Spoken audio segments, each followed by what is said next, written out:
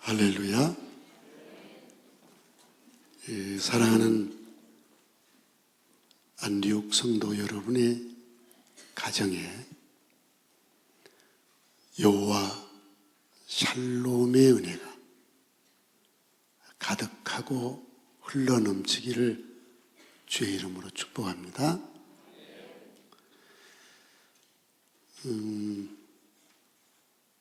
사람이 갖고 있는 생각이 바꿔지기가 정말 어려운 것 같아요. 거의 불가능한 것 같아요. 저는 섬에서 태어나서 어린 시절 섬 선교,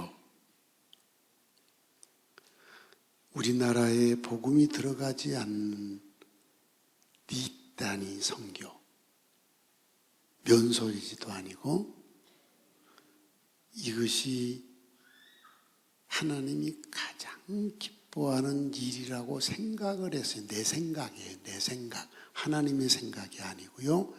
내 생각. 근데 내 생각을 하나님의 생각으로 포장을 한 거죠. 그리고 해외 선교하는 건 사치스럽게 생각했어요. 우리나라 소외된 것도 복음 못 전하면서 무슨 회냐? 안디옥 교회를 그렇게 개척해서 한 10년 지나고 성지순례 가는 것도 놀러 가고 여행 가는 거라고 생각해서 아주 싫어했어요. 개척교회 목사가 가는 걸 아주 싫어했어요. 돈도 없으면서. 그리고 교회가 성장한 뒤 성지순례를 가게 됐는데 터키에서 바울의 선교를 보면서 내가 얼마나 잘못된 생각을 하고 있는가를 하나님이 깨우쳐 주셨어요. 그래서 해외 선교를 시작했고 도시 목회를 시작했습니다. 첫 해외 선교가 태국이었고 첫 도시 목회가 장원 반석교회를 개척했습니다. 그리고 안디옥 교회가 성장해야 세계 선교도 가능하고 도시 선교도 가능하다. 이것도 내 생각이에요. 그래서 열심히 그렇게 살았어요. 그러다가 1999년 내 나이 50살에 안디옥 교회 개척한 지 20년이 지나서 하나님이 그 생생한 음성을 들려주셨어요. 마가복음 16장 15절을 실천하라. 사람의 소리처럼 들려주신 거죠. 이때야 비로소 내가 하나님의 마음을 알았고 하나님의 눈으로 세계를 보게 됐어요. 그리고 전 세계를 향한 선교가 시작돼서 지금 200번째 나라까지 왔습니다. 그리고 이제 리트릿 빌리지를 하면서 하나님이 내게 깨우쳐 주신 것이 있어요. 지금 세계 교회들이 바벨탑에 빠져 있다. 큰 교회의 바벨탑, 군중의 바벨탑, 돈 많은 바벨탑. 근데 성경 66권을 보면요, 큰 군중을 통해 하나님이 일하신 적이 없어요. 성경 찾아가지고 와서 나한테 보여줘 보세요. 큰 돈 가지고 하신 적이 없어요. 하나님은 언제나 사람의 생각 밖에 가장 약한 자, 가장 어려운 환경에서 하나님은 역사하셨는데 좀 목사의 눈에도 선교사들의 눈에도 큰 거, 대단한 일, 이런 곳에 하나님이 역사한 줄 알고 있어요. 잠깐 오늘 보니까 우리 송영반 선교사 형관이가 왔어요. 안디옥 교회를 개척할 때 중학생이었는지 고등학교 1학년이었는지 그랬어요. 내 설교를 한 10분 이렇게 중단하고 우리 송영관 선교사에게 5분, 백명실 선교사에게 5분 여기 나와서 우리에게 선교의 기쁨 또 선교의 도전을 주는 하나님의 역사를 얘기하게 하겠습니다. 나오세요. 송선교사 올라와.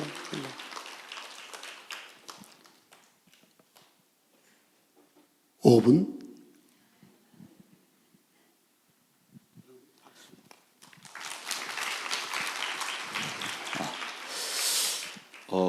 좀 전에 목사님 말씀하셨는데, 제가 안디옥 교회에 처음 이렇게 출석한 게 수요일 저녁 예배였습니다. 그때가 나이가 16살, 지금 나이 이제 54세가 이렇게 됐거든요. 많이 먹었죠. 네. 안디옥 교회는 제가 처음 신앙생활을 시작한 곳이고요. 처음 또 은혜를 경험했던 곳이고, 그곳에서 또 예수 그리스도를 구주로 또 감격스럽게 영접했던 고향과 같은 곳입니다. 그곳에서 많지는 않지만 이렇게 사역하면서 하나님께서 또 우리 목사님과 또 안디옥 교회를 통해서 선교의 비전을 이렇게 주셨었어요. 근데 사실은 이제 사역을 이렇게 바쁘게 하다 보니까 잊어버리고 살 때가 상당히 많았었거든요. 근데 하나님은 늘 또 기억하시고 늘 저에게도 말씀하시는 그런 분이셨죠. 그래서 하나님께서 또 말씀을 통해서 좀 깨닫게 하시고 그리고 또 돌아서게 하시고 그런 과정의 역사들이 있었습니다. 그러면서 제 가슴 속에 태국 영혼을 향한 이런 마음을 좀 품게 됐었고요. 또 기도하면서도 태국 영혼들을 또 찾아가서 이렇게 만나면서 하나님이 가슴 가운데 그들을 사랑하는 마음을 주셨을 때 순종하면서 태국 선교주를 향하게 됐죠. 2001년도에 이제 제가 그 김승호 목사님 이제 후임으로 이렇게 가게 됐었습니다. 사실은 이제 태국 선교지뿐만 아니라 다른 선교지도 이미 하나님께서 열어 놓으신 거죠.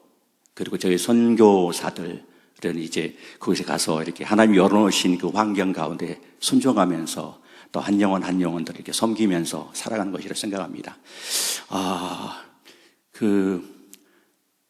초창기에 이제 선교 사역을 하면서 상당히 이제 저희가 아직 경험이 없었잖아요. 이렇게 경험이 없어서 상당히 이제 어려운 그런 순간들을 이게 지나긴 했지만 지나고 나니까 이제 모든 것이 다 하나님의 은혜였다는 것을 이렇게 나중에 이제 깨닫게 되는 것 같더라고요. 그래서 믿음이라는 게 이렇게 금방 이렇게 업그레이드 되는 게 아니라 그 한 단계 한 단계 이렇게 말씀을 통해서 또 하나님이 펼쳐놓으시는 그런 환경 가운데 순종하면서 이렇게 조금씩 성장하게 하시는 것 같아요. 그래서 이제 조금 믿음이 조금 더 성장했다는 것을 좀 느끼는 것 같아요. 그래서 하나님께 너무 감사드리고요. 만약에 안디옥 교회가 없었다면 제가 지금 이 선교 사역을 어떻게 하고 있었을까? 저 어렸을 때 이렇게 목사님을 통해서 많은 도전들을 많이 받았었거든요. 목사님의 모든 삶은 이렇게 선교했어요. 선교 제자훈련, 선교 제자훈련 이거 있거든요. 제가 이제 성장해서 선교지에 가서 사역하는 걸 보니까 제자훈련 사역을 하고 있고 또 그들에게도 비전을 줘서 그들이 선교할 수 있도록 이렇게 도전하는 그런 일들을 하고 있더라고요. 그래서 너무 이렇게 감사를 드립니다. 태국 선교지는 우리 안디옥 교회의 첫 선교 사역지입니다. 이름도 안디옥 제자 훈련 센터고요. 영어로는 ATC라고 이렇게 부르죠. 안디옥 트레이닝 센터 이렇게 부르고 있습니다. 1995분 됐습니까, 목사님? 5분, 제가 시기가 없어가지고. 네, 조금만 더 하겠습니다. 1999년 3월 26일 날 이렇게 개원이 됐고요. 그 전에 이제 우리 목사님을 통해서 이미 터전이 이렇게 마련이 돼서 태국에 있는 그 옛날에는 GCT라고 불렀었는데 CNMA 교단과 이렇게 협약이 되면서 저희가 그 교단 선교 사역을 이렇게 돕고 있습니다. 그래서 교단에서 필요한 인재들을 이렇게 세워주는 그런 사역들을 하고 있고요.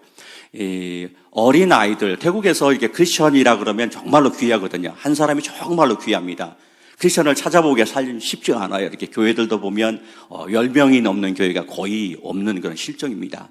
그런 가운데 크리스천들이 이렇게 헌신해가지고 말씀으로 어렸을 때부터 이렇게 훈련받는다는 자체가 사실은 어려운 거죠. 불가능한 일인데 정말 하나님께서 이곳저곳에서 우리 젊은 청년들을 불러 모아 주셔가지고 그들이 정말 8년 동안 같이 이렇게 살면서 온 삶을 이렇게 드리고 함께 동역하면서 그다음 계속해서 이렇게 반복 훈련하면서 이렇게 목회자로 세워져서 파송되어서 또 그들이 나가서 그곳에서 또 제자훈련 사역을 또 감당하고 새로운 이렇게 재생산을 해가는 그런 과정들 보면서 하나님의 놀라운 원대한 그런 계획들과 또 일하심을 깊이 이렇게 체험하게 되고요. 또 특별히 이 백그라운드에서 우리 안디옥 교회가 또 그것을 위해서 열심히 이렇게 기도하고 또 헌신하고 또 함께하는 그런 부분들이 너무나 큰 능력이 된다는 것이죠.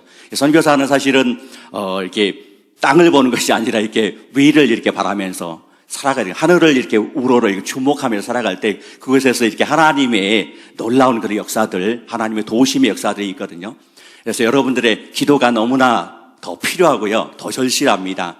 여러분 너무나 감사드리고요. 그동안 여러분들 통해서 우리 태국 선교가 지금까지 이렇게 진행되어 온 것을 너무나 감사드리고 하나님께 영광을 돌려드립니다. 감사합니다.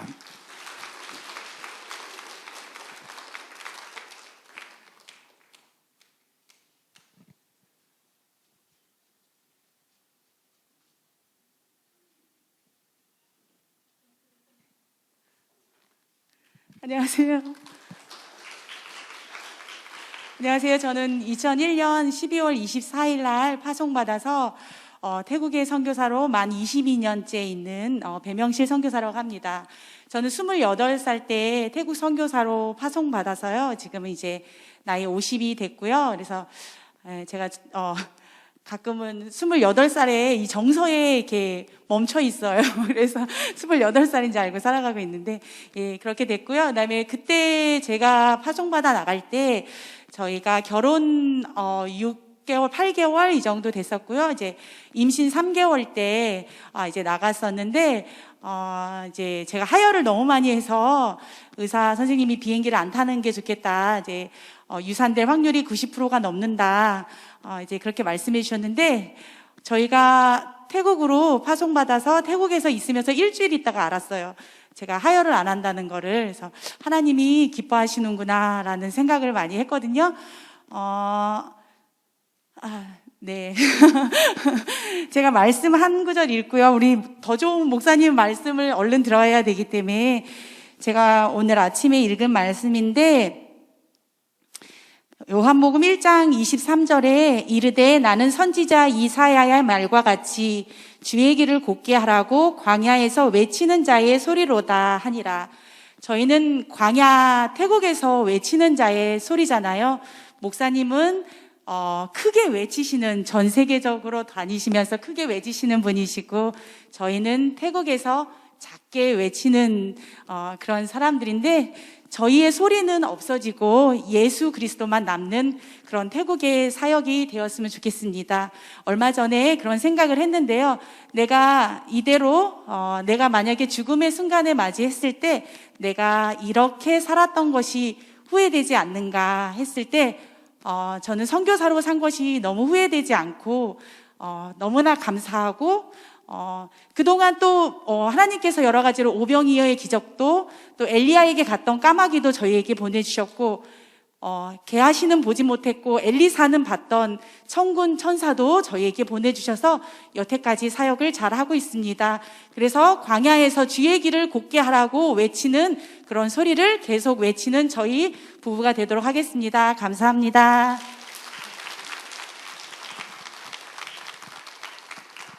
그 자리 서 계세요. 복음의 증인으로 살고 있는 이 두 분을 향해서 두 손을 뻗어 축복의 노래를 부릅시다. 너는 시냇가에 심은 나무라.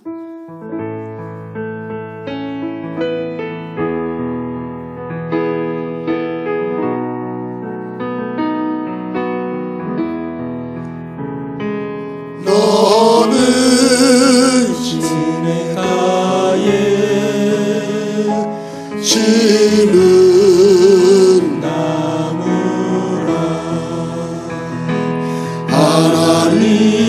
하나님의 사랑 안에 믿음 뿌리 내리고 주의 뜻대로 항상 살리라. 우리 이 두 분을 위해서, 그리고 딸 둘이 있어요. 사랑이하고 드림이 이 네 식구와 태국 선교 현장을 위해서 1분간만 합심으로 기도하겠습니다. 전능하신 우리 아버지 하나님, 태국의 영혼을 위해서 파송받은 우리 송영관, 배명실, 사랑이, 드림이 내 식구를 위해 주님 언제나 은혜 내리시고 복 내리시고 성령 충만케 하시고 성령에 이끌려 선교하게 하옵소서. 그들의 가는 길 주님이 하시오니 언제나 구름 기둥과 불 기둥으로 이끌어 주시옵소서. 예수님의 이름으로 기도합니다. 아멘. 아멘.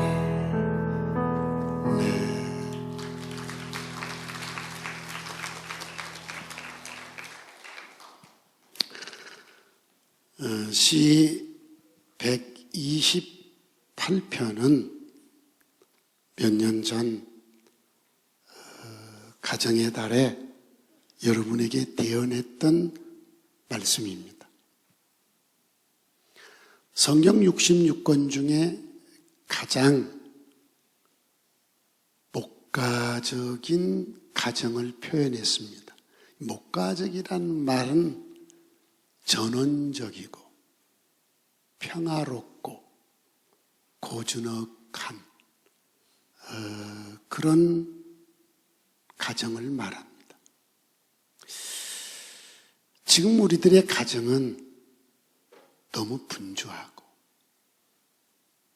너무 날카롭고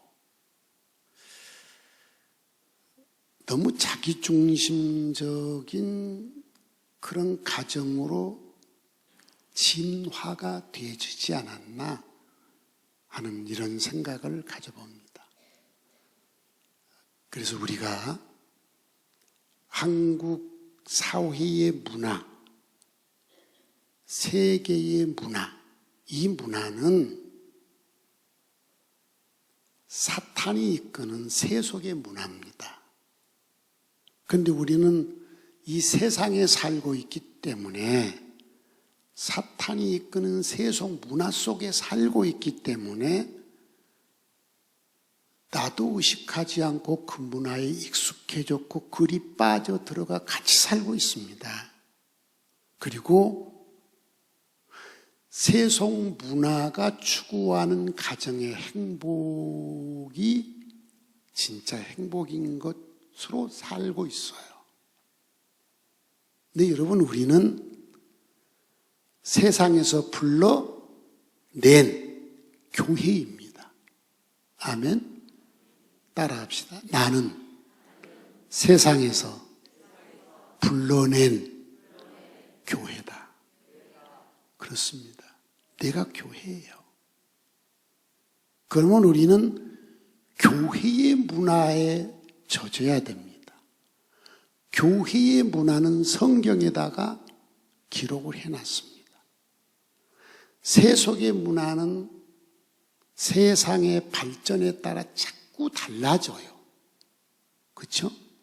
그런데 성경의 문화는 세속의 문화의 변화와 상관없이 언제나 동일합니다.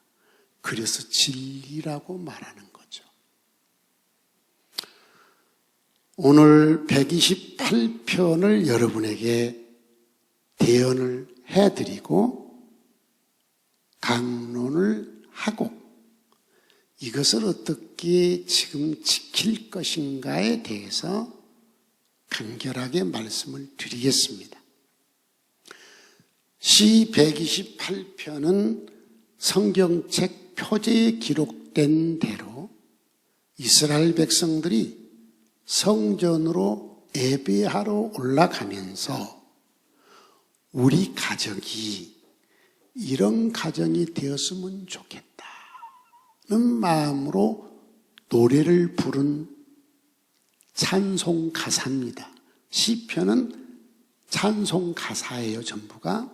그러니까 성전에 올라가는 노래 이렇게 해놓은 것은 예배드리러 올라갈 때 이스라엘 사람들이 이 노래를 부르며 우리 가정이 이런 가정이 되게 하소서, 이런 소망을 가지고 불렀던 노래입니다. 김영선 집사님. 네. 그러면 그 노래를 한번 봅시다.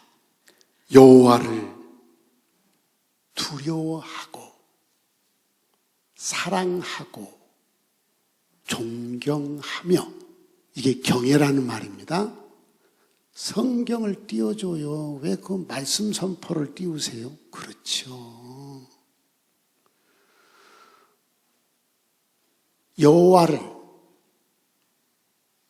사랑하고 존경하며, 그렇기 때문에 두려워하며, 그러면 여러분 사랑하고 존경하고 두려워하면 그분의 말씀을 허투루 들어요, 경청해요? 경청. 경청한 사람은 반응을 보여, 안 보여요? 보여. 그래서 그 길을, 반응을 보이는 겁니다. 그 길을 걷는 자마다 복이 있도다. 어떤 복이냐?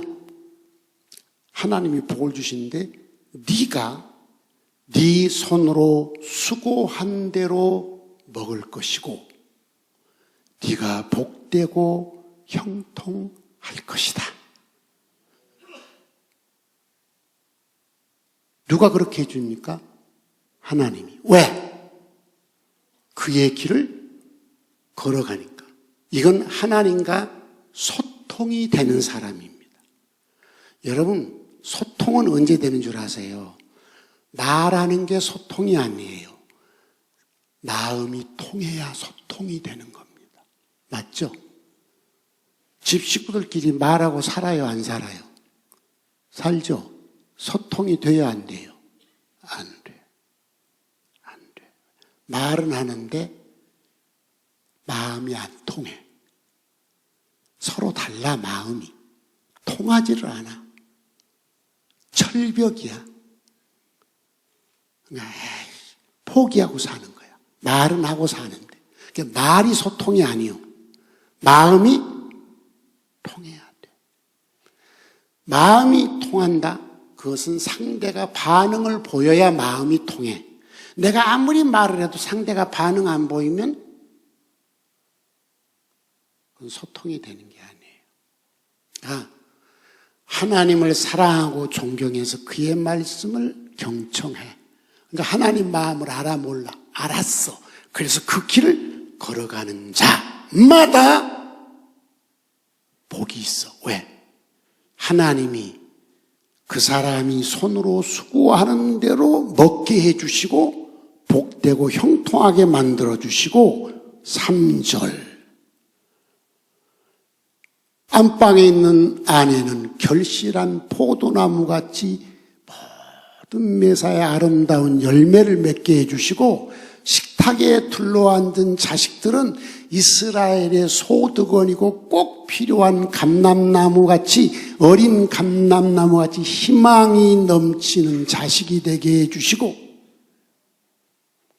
여호와를 경외하는 자에게는 2절, 3절 같은 복을 하나님이 주신다는 것입니다. 5절 여호와께서 시온에서 시온은 성전이 있는 산을 말합니다. 예루살렘 시온성이나 예루살렘이나 같은 말입니다. 그러니까 시온에서 예루살렘에서 이것을 오늘 우리로 표현하면 안디옥 교회당에서 내게 복을 주실지어다.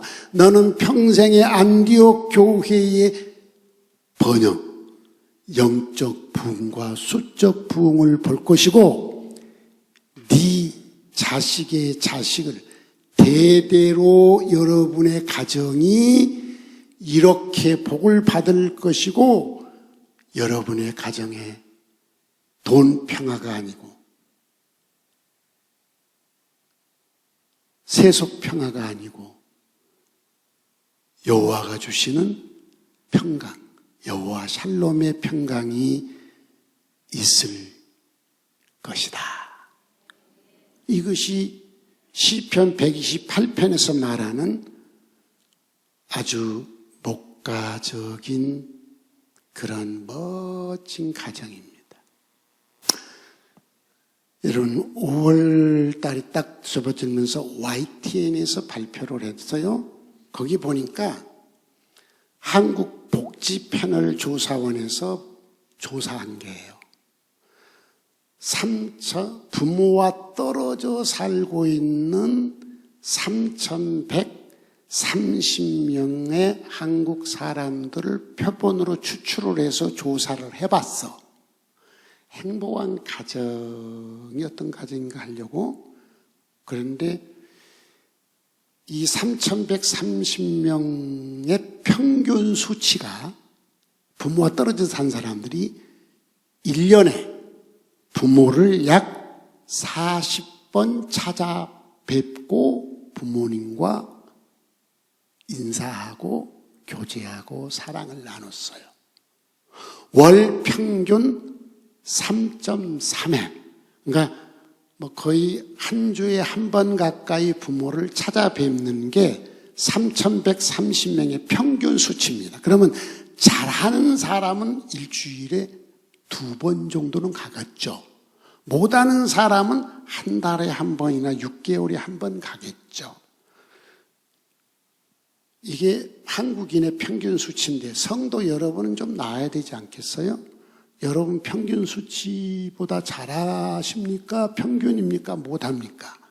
한 달에 3.3회 부모를 찾아뵙습니까? 이게 한국인의 평균 수치입니다. 두 번째, 1년에 부모에게 몇 번쯤 전화하냐 했더니 112회. 이걸 주로 따지니까 일주일에 2.2회. 그러니까 보통 3일에 한 번 정도는 부모님께 꼭 전화를 드려서 문안 인사를 하고 부모님과 소통을 한다는 거예요. 이게 평균 수치입니다. 3일에 한 번 부모에게 전화하는 거. 성도 여러분은 이보다 낫죠? 어떻게 생각하세요? 그런데 성경에서의 행복한 가정은 3일에 한 번 부모를 찾아뵙는 거,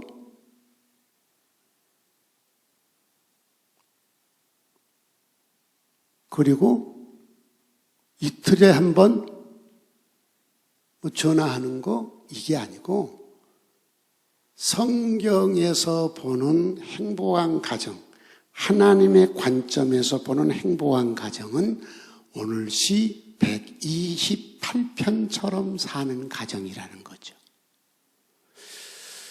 여러분, 시 128편은 1절부터 6절까지 6절인데 이 6절의 짧은 성경 속에 복이라는 말이 4절 나옵니다. 1절에 복이 있도다. 2절에 복되고 형통하리로다. 4절에 이같이 복을 얻으리로다. 5절에 내게 복을 주실지어다. 그러면 하나님의 관점에서 행복한 가정은 어떤 가정이냐? 복받은 가정이라는 거죠. 그럼 복이라는 이 말의 사전적 의미는 뭐냐? 일상생활 속에서 누리는 행운, 그리고 어붓한 행복. 그러니까 우리나라 사전적 의미는 복이 뭐냐? 일상생활 속에서 누리는 큰 행운과 어붓한 행복이 복이라고 나와 있어요. 찾아보니까. 그런데 여러분, 성경은 복에 대해서 아주 간단하고 단순하고 명료하게 표현해 놨습니다. 그게 뭐냐? 시편 16편 2절에 이렇게 표현을 해놨습니다. 한번 읽어보겠습니다. 시편 16편 2절 띄워요. 시작. 내가 여호와께 아뢰되 주는 나의 주님이시오니 주 밖에는 나의 복이 없다 하였나이다. 성경에서는 복은 주님이 복입니다. 아멘. 주님이 복이에요. 주 밖에 다른 복은 나에게 없다. 그래서 여러분 찬송 부를 때 주님 한 분이면 족합니다. 뭐 이런 노래 부르고 막 행복해 하시죠? 그때 감정이 아주 흐뭇하고 좋으시죠? 근데 그때뿐이에요? 늘상 그렇게 느끼고 사세요? 잘 생각해 보세요. 찬송 부를 때만 주밖에 나의 복이 없다. 이렇게 행복해 하시고 돌아가면 돈, 뭐 자식, 남편, 아내, 막 직장, 사업, 막 여기에 혈안이 돼가지고 막 아등바등하고 살고 막 다투고 살고 속상해 살고 경직돼 살고 이러다가 또 예배당에서나 집에서 또 노래 부를 때 주밖에 나의 복, 눈물 쭈르르 흐르고 좋다 하고 또 잊어버리고. 그 찬송부로 기도하는 순간은 성도의 행복으로 돌아오는데 일상은 딱 세상 사람하고 똑같고 세상 사람의 행복과 똑같은 행복을 추구하고 있지 않습니까? 어떻습니까? 하나님은 이걸 싫어해요. 하나님은 시 128편의 이 멋진 목가적인 가정을 원하십니다. 그러면 이제 강론을 하겠습니다. 시 128편의 이 행복한 가정을 이루기 위해서는 어떻게 해야 되느냐? 여러분은 하나님을 사랑하세요. 하나님 사랑하시죠? 아멘? 네. 하나님 존경하시죠? 하나님 두려워하시죠? 그러면 하나님 말씀을 경청하시나요? 하나님 말씀을 경청한다는 것은 하나님의 음성에 귀를 기울이는 거예요. 그러려면 성경을 마음을 다해 읽어야 돼요. 어떻게? 매일이요, 매일. 매일 성경을 마음을 다해 읽으면서 하나님의 마음을 알아야 돼요, 몰라야 돼요? 알아야 돼요. 하나님의 마음을 안 뒤 내가 반응을 하나님의 마음이 맞는 반응을 보여드려야 돼요. 그때 비로소 하나님과 내가 소통이 되는 거예요. 여러분 보세요. 기도가 소통입니까? 일방적으로 하는 여러분의 기도가 응답이 될까요? 여러분 사람끼리도요. 내 마음하고 전혀 맞지도 않는 생각도 다르고 산모습도 다른 사람이 와가지고 일방적으로 막 혼자 떠들고 가. 막 이러니까 나 도와줘야 돼. 그러고 가. 도와줄 마음이 있어요? 우리가 하나님의 마음을 전혀 알지도 못하고 그 마음에 내가 맞도록 반응도 안 보이면서 내가 힘들기만 하면 도와줘. 그래 하나님 있다 여기 있다 하고 도와주신가요? 소통이 되지 않는 거예요. 그 사람은 하나님과 소통이 되려면 하나님은 여러분 마음을 알고 계세요. 왜요? 신이시니까. 우리는 몰라요. 왜요? 신이 아니니까. 알려면 뭐예요? 그분이 표현해 놓은 말씀을 읽어야 돼요. 그리고 내 입장에서 그분의 마음을 이해하려고 하지 말고 그분의 입장에서 성경을 읽으면서 하나님이 이런 뜻이구나 해야 되는데 우리는 성경을 읽을 때 어떻게 읽느냐. 내 마음에 맞는 것만 아멘 할렐루야 그러고 막 그걸 암송을 해. 써서 붙여놓고 내 마음에 찔리고 안 맞는 마음은 통과 하고 잊어버려. 이 사람하고 하나님이 소통이 될까요? 한번 생각해 보세요. 소통이 되냐고요? 불통이죠. 여러분의 삶이 하나님과 소통입니까? 불통입니까? 잘 생각해 보세요. 하나님이 상한 마음도 알아야 돼요? 몰라야 돼요? 알아야 돼요. 하나님 나한테 책망하는 것도 알아야 돼요? 몰라야 돼요? 알아야 돼요. 나를 위로해 주시고 내가 너에게 복 주고 복을 주고 아멘 그거 막 암송해가지고 그것만 붙들고 하나님 이랬잖아요. 이 사람하고 소통이 될까요? 한번 생각을 해보세요. 여러분 하나님이 인격의 신인데 이런 나하고 소통이 될까요? 하나님이 저주하고 책망하고 무섭게 야단하고 벌을 내린 것도 알아야 돼요? 몰라야 돼요? 알아야 돼요. 하나님의 그 마음을 알아야 돼요. 하나님 왜 그랬는가도 알아야 돼요. 그리고 거기에 대해서 내가 반응을 보여줘야 돼요. 그때 비로소 하나님은 나하고 소통이 되시고 그때 비로소 하나님은 내게 내 손으로 수고한 대로 뭐예요? 열매를 얻게 하고 그걸 누리고 먹고 살게. 여러분 사람이 수고한 대로 얻으면 금방 재벌될 거예요. 안 그래요? 그리고 아내는 결실한 포도나무 같을 거예요. 자식은 어린 감람나무 같을 거예요. 예배당에 와서 기도할 때마다 응답이 임할 거예요. 예배당에서 복 준다고 했잖아요. 그리고 가정 같은 교회 같은 가정을 이루어 이것이 자자손손 이어질 거예요. 얼마나 행복한 가정이에요. 이제 적용합시다. 적용, 실천입니다. 성도 여러분, 복 있는 사람 되시기 바랍니다. 복 있는 사람이 누구예요? 주 밖에 나는 복이 없습니다. 복 있는 성도는 나에게 누가 있다는 거예요? 주님이. 내게는 주님이 있습니다. 어떤 주님이? 나하고 뭐하는 주님이? 소통이 되는 주님. 잘 생각해보세요. 나하고 불통이 되는 일방적으로 내가 요구하고 생각하는 주님이 아니라 주님과 나 사이에 소통이 되는 주님이 내게 있습니다. 이 복이 있기를 바랍니다. 아멘.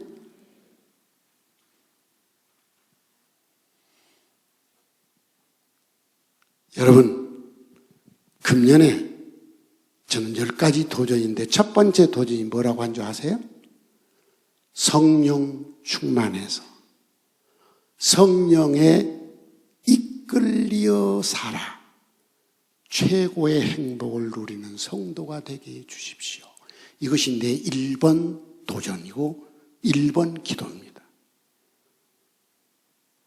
성령이 충만해서 내가 성령에 이끌려 살아서 성도의 최고의 행복을 누리게 해 주십시오. 내 생각에 이끌리는 게 아니고, 내 상한 감정에 이끌리는 게 아니고, 돈에 이끌리는 게 아니고, 사람에게 이끌리는 게 아니고, 환경에 이끌리는 게 아니라 성령에게 이끌려 살아서 성도의 최고의 행복을 누리게. 왜요? 주님과 소통을 위해서입니다. 주님만이 나의 최고의 복이기 때문에 그렇습니다. 여호와를 경외하며 그 길을 걷는 자마다 복이 있도다. 여호와를 경외한다는 말 다시 얘기합니다. 사랑하며 존경하며 두려워하는 겁니다. 사랑하기 때문에, 존경하기 때문에 두려운 거예요. 그러니까 그의 말씀을 경청하는 겁니다. 그러니까 그 말씀에 반응을 보여서 그 길을 걸어가는 것입니다. 이 사람에게 하나님은 소통을 해주시고 하나님은 복을 주시는 주체 아니십니까? 그러니까 하나님이 내게 복을 주신다는 것이죠. 여러분, 어떤 분들은 좀 듣기 싫어한다는 소리도 들리는데 제가 은퇴하기 전에 여러 번 얘기했어요. 하나님은 내게 반드시 복 주실 것입니다. 은퇴 후에는 더 큰 복을 받을 것입니다. 배 아파하지 마세요. 기억나시죠? 이런 소리 여러 번 하신 거. 금년 1월부터서는 내가 기도를 또 바꿨습니다. 어떻게 해요? 주여, 내가 식사 때마다 창세기 24장 범사의 아브라함처럼 복을 받게 해주셔서 이 기도를 했는데 금년 1월부터는 성경이 있다가 아니야 바꾸자. 주여, 좋은 부부가 늙었으나 창세기 24장 1절 아브라함의 복, 역대상 29장 28절 다윗의 복, 역대하 17장 5절 여호사밧의 복을 뛰어넘어 누리며 살다 주 앞에 가게 해주소서. 잊어버렸어요? 창세기 24장 1절의 복, 역대상 29장 28절의 복, 역대하 17장 5절의 복을 뛰어넘어 누리며 살다 주 앞에 가게 해주소서. 최소한 하루에 4번 이상 기도합니다. 식사 때마다 90가지 이상을 구한다고 했잖아요. 기도하고 뛰면서 10,000보 이상을 뛰면서 어제도 10,000보 이상 뛰었어요. 하나님께 기도하고 끈질기게 기도하고 있습니다. 그러면서 저는 이 복을 하나님이 주신다는 확신에 넘치는데 착각일 수 있을까요? 그럴 수도 있어요. 자기 착각. 근데 저는 어떤 상황에서도, 내가 사기를 당한 상황에서도, 내게 자살해 죽고 싶을 만큼 어려운 환경 속에서도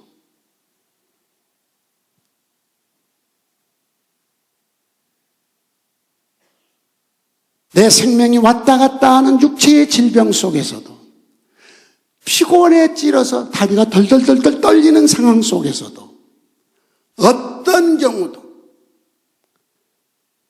성경을 하루에 60장씩 읽고 엎드려 기도하고 그 말씀을 따라 사는 일을 중단한 적이 없습니다.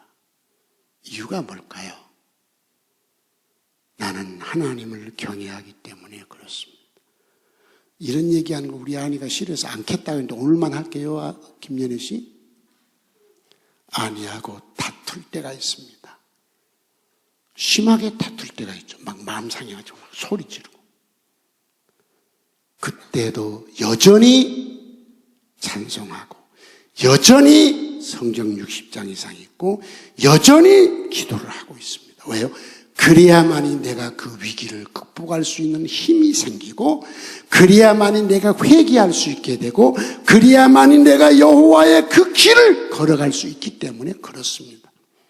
내가 아내한테 물었습니다. 괜찮죠? 김연희 씨 기분 나빠하지 마세요. 당신은 나하고 싸웠을 때 성경 읽고 기도하니까 안 돼서 안 한대요. 근데 지금은 합니다. 왜 하는지 조금 이따 얘기할게요. 지금은 해요. 성도요, 실천입니다. 가족 식구들끼리 자, 성경 읽읍시다. 기도합시다. 교회 갑시다. 예배 드립시다. 안 들어요. 서로 인격체가 다르잖아요. 생각이 다르잖아요. 신앙도 다르잖아요. 말을 안 들어요. 그러다가 막 싸우고 속상하잖아요. 그러지 마시고 내가 남편이든지 내가 아내이든지 내가 자식이든지 간에 내가 먼저 여호와를 경외하고 그 길을 걸으시기 바랍니다. 아멘. 당신 해. 그러지 말고 내가 먼저 하시라는 거예요. 어떻게? 어떤 경우도 중단하지 말고 꾸준하게 하라는 거예요. 내가 그렇게 꾸준하게 하는 걸 내 아내는 50년 나하고 살면서 눈으로 본 겁니다. 금년이 50년째거든요. 금혼식 하려고 그래요. 50년 살았으니까. 50년을 저기 앉아있는 내 아내는 50년 살면서 왜 다툼이 없었겠습니까? 50년 살면서 가정에 위기가 왜 없었겠습니까? 50년 살면서 가정에 어려움이 없었겠습니까? 수많은 정말 노도 강풍 같은 일들이 많았잖아요. 그 상황에서도 변함없이 성경 읽고 기도하고 찬송하는 것, 복음 전하는 것 중단한 적 없어요. 오늘 아침에도 여전히 일어나서 찬송 4곡 부르고 기도했어요. 어떤 경우도. 당신 하세요. 강요하지 말고 나 자신이 매일 꾸준하게 그렇게 사세요. 왜요? 가족 식구는 늘 같이 살기 때문에 내가 어떻게 사는가를 눈으로 보고 있지 않습니까? 1년, 2년, 10년, 20년 안 그러면 죽을 때까지 그냥 그대로 사세요. 그렇게 사는 것이 가정을 변화시키는 내 책임이라는 거죠. 두 번째 실천할 겁니다. 그렇게 살다 보면 가족 구성원 중에 그래도 조금 마음이 열려 나하고 통하는 사람이 생겨납니다. 그 사람하고 먼저 그 일을 하기 시작하시기 바랍니다. 아셨어요? 그러면 가족 식구 중에 나 혼자 하다가 둘로 늘어나고 셋으로 늘어나고 이러다 보면 가족의 변화가 언젠가는 오게 되는 거예요. 문제는 내가 안 하는데 문제가 있는 거예요. 네 탓이 아니라 누 탓? 손으로 해봐. 네 탓이 아니라 누 탓? 내 탓이요, 내 탓. 내가 꾸준하게 하란 말이야, 꾸준히. 왜? 하다 말다 속상하면 안 해버리고, 절망적이면 안 해버리고, 기도 응답 없는 것 같으면 속상해서 안 해버리고, 힘들면 안 해버리고, 피곤하면 안 해버리고, 병들면 안 해버리고, 기분 좋을 때만 하고. 그건 하나님을 경외하는 태도가 아닙니다. 하나님을 정말로 사랑하고 존경하고 두려워한다면 어떤 경우도 변함없이 그분의 말씀을 경청하게 되고 반응을 보이게 됩니다. 그때 소통이 된다는 거죠. 세 번째 할 일입니다. 가족 식구에게 경청해 주시기 바랍니다. 무슨 얘기냐? 가족 식구가 나하고 정반대의 길을 가면서 이상한 소리를 할 때도 뭐 해야 돼요? 경청을 해주세요. 들어주세요. 그 사람의 마음을 내가 무시하지 말고 이해하려고 하세요. 그래야 그 사람도 내 말을 듣기 시작하는 것입니다.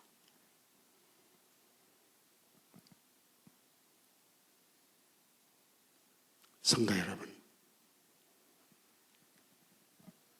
네 번째로 마지막입니다.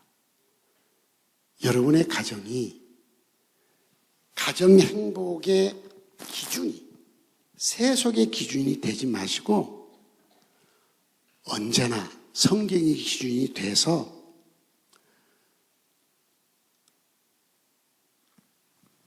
예배당에서 예배드리는 복, 이 복을 자자손손 누려갈 수 있도록 가정이 교회 같게 만들고, 교회가 가정 같게 만드는, 교회 왔다가도 휙 가지 말고 가족처럼 소통도 좀 하고 예배당에서.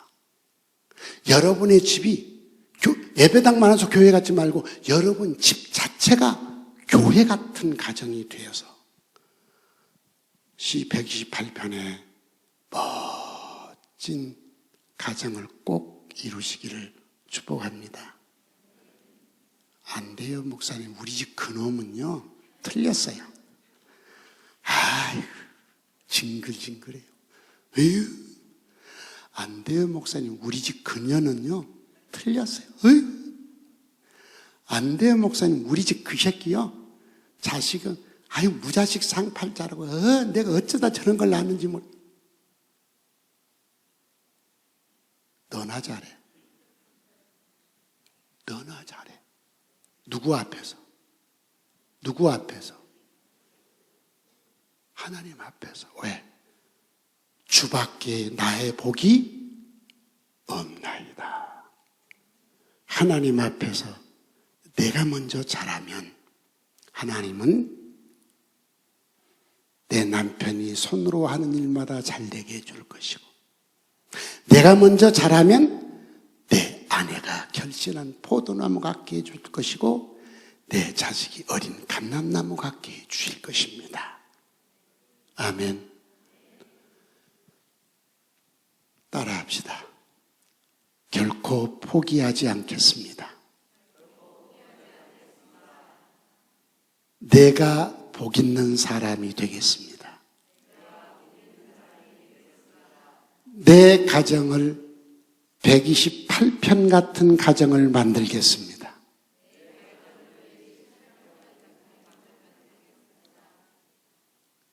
꼭 그런 행복이 여러분에게 있기를 바랍니다. 여러분이 아무리 늦어도 숨 거두기 전에 그 열매가 맺혀지기를 주의 이름으로 축복합니다. 희망을 포기하지 않기를 바랍니다. 교회 같은 가정을 만드시기 바랍니다. 그리고 교회를 가정 같은 교회로 만드시기를 바랍니다. 너무 자기중심적으로 하지 말고 교회 와서도 소통하고 좀 머물렀다 가고 교제하는 그런 가정 같은 안디옥 교회가 되기를 주의 이름으로 축복합니다.